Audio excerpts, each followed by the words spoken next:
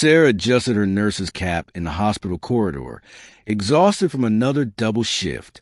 At 43, the lines around her eyes told stories of sleepless nights and endless worry. Through the half-open door, she heard her husband Michael's voice drifting from the staff break room. He was 38, still boyish in appearance, laughing with his colleague David. "You want to know my secret?" Michael's voice carried that casual arrogance she'd grown too familiar with. "I've got myself a personal slave at home. Works 4 jobs, never complains. Keeps everything running while I focus on my career." Sarah's hand froze on the doorframe. Her heart hammered against her ribs. David laughed uncomfortably. "Come on, man. That's your wife you're talking about." "Wife, slave, what's the difference?" Michael chuckled. 3 years ago, I made some bad investments. Lost everything. Instead of facing it together, I just let her handle it.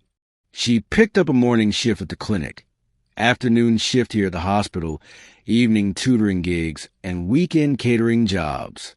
Pays off my debts while I rebuild my image. Pretty smart, right? Sarah felt the floor tilt beneath her feet. All those nights she'd come home at midnight to find him asleep, never asking how her day went. All those mornings she'd left at 5, leaving his breakfast prepared, while he slept peacefully. 3 years of carrying his shame, his mistakes, his debts. She'd told herself it was love. That's what partners do. They support each other through hard times. But he'd never planned to lift the weight off her shoulders. He'd simply handed it to her and walked away.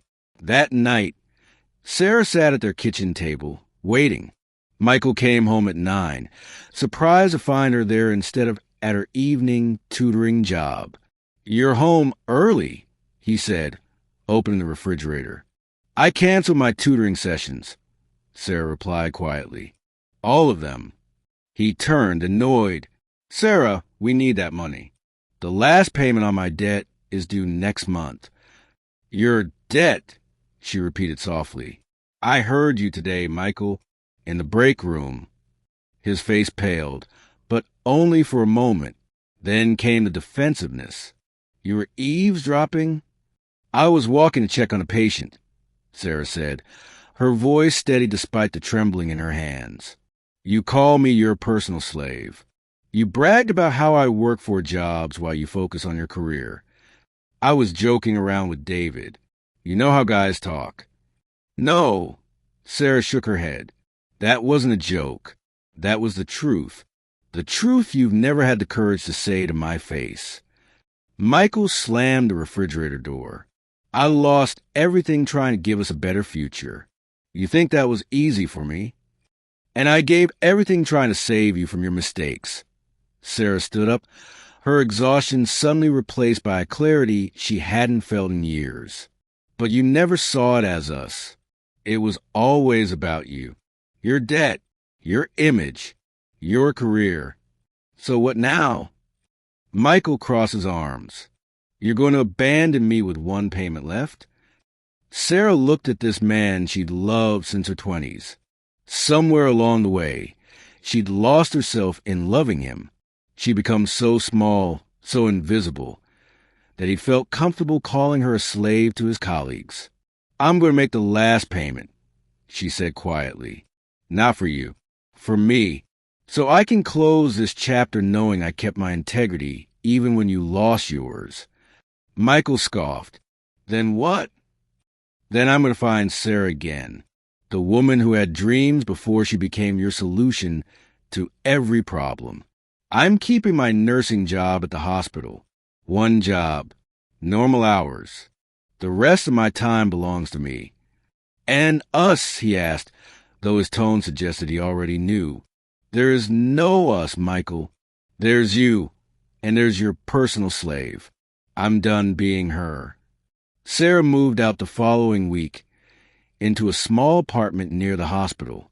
Her colleagues noticed the change immediately. She smiled more, laughed during lunch breaks, started taking evening walks instead of rushing to her second shift. 6 months later, David approached her in the corridor. "Sarah, I want to tell you something. That day when Michael said those things, it made me sick. I'm glad you heard it. You deserve better than being taken for granted." Sarah smiled. "Thank you, David.